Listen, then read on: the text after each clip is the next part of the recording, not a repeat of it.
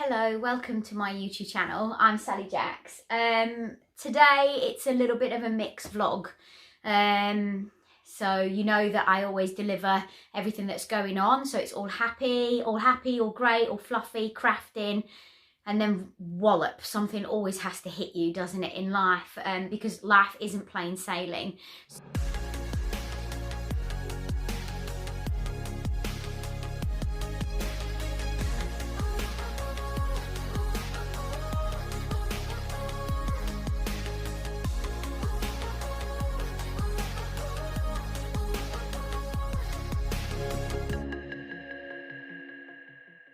So today's vlog is very much a mixture of the last couple of days, and I felt like I had to do it just to keep you informed of what's going on, because that's what I do with my life. So basically Thursday was absolutely phenomenal. We had a brilliant Halloween party, and hopefully in the next couple of days that's when your vlog's going to be, because we had a film crew and they were filming it and it was marvellous. But actually what you wouldn't have known behind the scenes was that my mum wasn't feeling too good, and she hasn't been too good for a couple of weeks now. And I said to her, don't come. I call her mummy. Don't come, mummy. I said, if you're not well, I don't want you putting yourself under that much stress. She was really disappointed that she couldn't come, because she's a bit like me. She doesn't like missing out on things. So I was really gutted she wasn't there, because of course I love my mum being involved with everything that I do. I love her to see what Frankie Jack's up to. So okay, that's fine. And we had an absolutely amazing party. The one thing that I did miss was my mum being there, but it was absolutely phenomenal. So yesterday was the massive clean-up that we did, and a good friend of mine, Kelly, came round and Pam came round, and we got it done quite quickly. And then last night I was changing the winter to summer clothes round, but I do know that she hadn't felt so good, and she'd been to the doctors on Thursday. So I said, on Friday, if you don't feel so good, I'm going to take you to A&E. So she's having angina attacks, and she's had angina for years, but not been symptomatic. So all good, rung her up, wasn't feeling so good on Friday, tried to take her, but then she's getting stressed because I'm saying I'm going to take her down to A&E. No, I don't want to go. So of course I have to back off, because of course that's going to cause more chest pains. So we went round yesterday afternoon when I picked Frankie Jack up from school, and she'd made some spaghetti bolognese for me, which was really lovely. So we picked that up. Frankie Jack had a sandwich, had a bit of a natter, had a bit of a laugh. My brother was there, and then I came home and carried on with my summer-winter switch over of clothes, which I've done Frankie Jack's room now. And then I see a call from my brother, and I think, oh, this doesn't look good. And my mum's called an ambulance. Oof, I think I get upset that quick trying to tell you. My mum's called an ambulance, and she's called my brother. My brother's nipped up there. Paramedics are on scene, which is actually an old family friend who actually turned up. And they take her to hospital. My brother and I drive behind in the car. But it always flashes back the memories of my dad, of course. Because it's the same house. Ambulance outside. Whoa, come on, put yourself together. So we get to the hospital, and she's had her ECGs, which I didn't realise that when you're doing the resting ECGs, I think that's what they're calling them, they're only 25% accurate. So they're saying, no, she hasn't got any heart problems, it's all okay, it's just an angina attack. They put her on the corridor. She sat on the corridor. The NHS is in such a mess, I can't even tell you. And they were saying that was good last night because it wasn't round the corner. But she's in a lineup. She's got chest pain. She's on the corridor. So anyway, I went and had a word, and I said, listen, she's still suffering with chest pains. We're going to have to hurry things up, because of course once you've had one heart attack, another one could be around the corner. But we didn't know at this point it was a heart attack. So they went and did her bloods an hour and a half later. So we got to hospital roughly around about 9:30 at night. And they did the bloods, came back, the enzymes showing up. So she's had a slight, or what they call a minor heart attack. which of course is a big wake-up call, and a big wake-up call for really all of us. And we've all got to look after our health. And I'm so glad, because my mum had an iron infusion in June of this year. And of course, because of what Professor Toby Richards is doing and everything that I'm doing to try and campaign with my friend Carrie, iron is so important in the body for heart patients. That's how Professor Toby Richards found it. It was pre-operative, post-operative, that you needed iron. And if you're going into an operation, you're having a heart operation, and your ferritin levels, your iron levels aren't high, in some areas in the UK now and in the world, they will not give you that operation unless your iron levels are up. And 50% of heart failure patients have problems with their iron. They've got low iron. Of what that low iron could have caused the heart failure.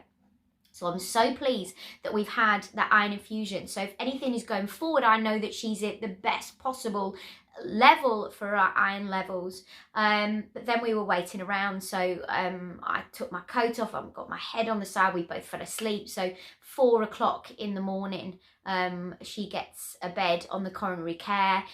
We were taken up there and forms were filled in, etc. But my mum has had a minor heart attack on a Friday.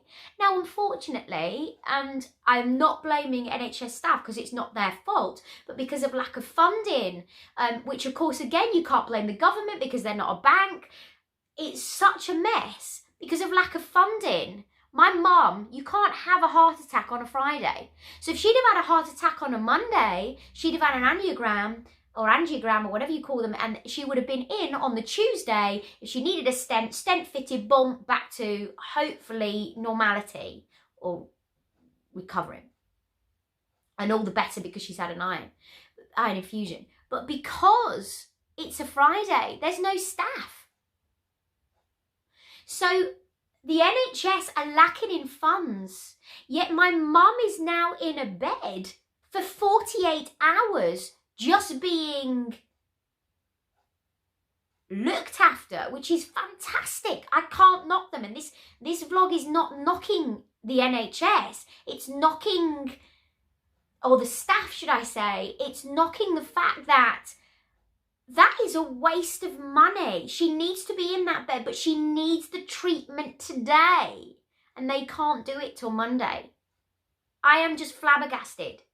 So what I'm saying, or what I'm trying to say, if this makes sense, what if that's another person's family member or friend that has heart attack in this area that can't get that bed because my mum's in it, because she's had to be in it 2 more days because the staff weren't there to be able to give the support and help that she needed. Not the staff's fault. This is the monetary of not having enough for the NHS. But where does it come from? Where do we get it from? Because everybody's going, the government needs to give us more money, the government needs to give us money, but the government aren't a bank. It's so hard. But I can't believe the queues around, and they were saying the queues sometimes are going to be around the block and the corridors. The lack of beds, the lack of just leaving on accident emergency, and accident emergency is fantastic. I don't want to knock anything.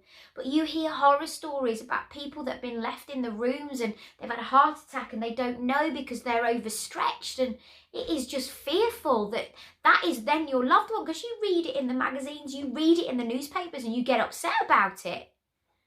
But my gosh, when it happens to you, it's like, whoom, there is a big problem.